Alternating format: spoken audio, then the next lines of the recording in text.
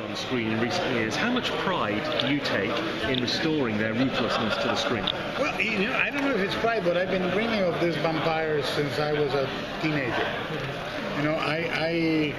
I collect and know a lot of lore, vampiric lore, not fiction. I've read all the fiction, but I collected lore.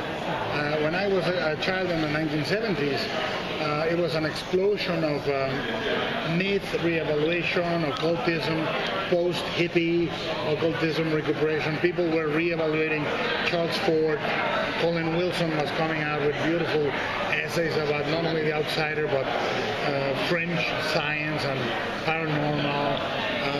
You have Jacques Vergier in France, Hynek with the UFOs, blah, blah, blah. And there was a real interest there was a book called Passport to the Supernatural by Bernard Sherwood that collected lore from India, the Middle East, the Far East, Europe, the Americas about vampirism.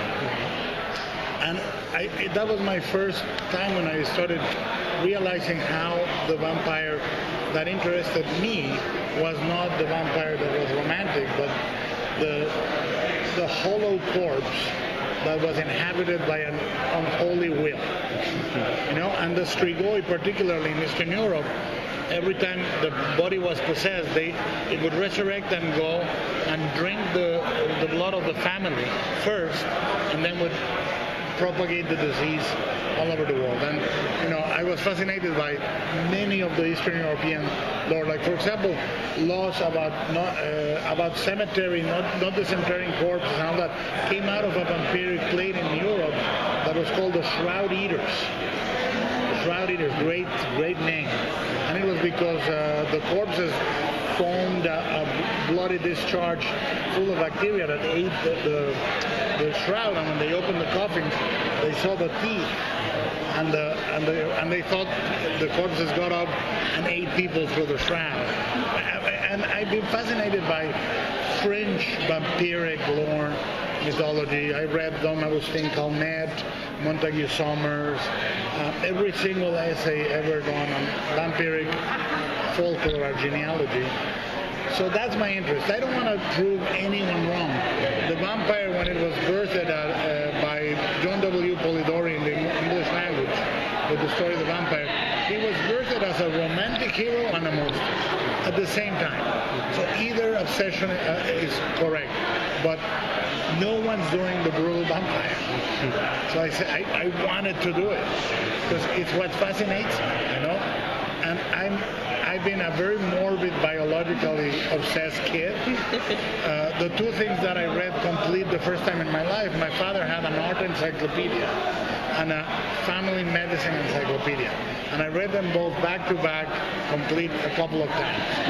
And at age 7, I thought I had every disease known to man. I thought I had trichinosis, neuralgia, I thought I had constipation, cancer, everything. I was sure I was going to die. But what happened is I became biologically obsessed, morbidly obsessed. So that shows in my work. I'm a biologically perverse guy. So in terms of the mythology for your show, it does have an international flavor to it? Of course. I mean, concretely, the monsters and the whole biological thing is my thing. The metabolism being so hard, so quick that they become really hot and their hair falls off. That's mine. My rationale also is their lungs dry up, so they don't need to breathe because they don't need the oxygen to produce erythrocytes, to produce red cells. Their bones become brittle.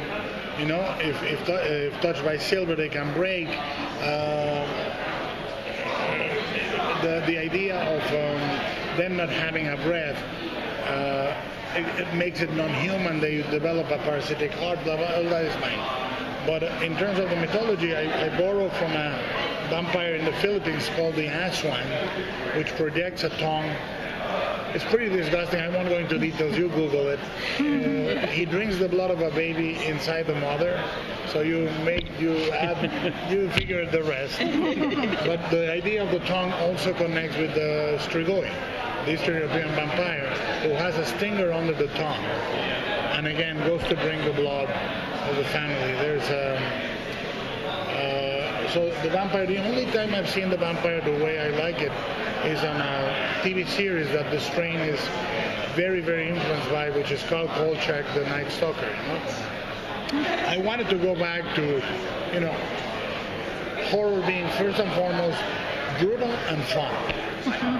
It's not about, it makes you reflect about the loneliness. Fuck that shit. It's like, let's make it about, it's fun. It's like a perfect summer horror series.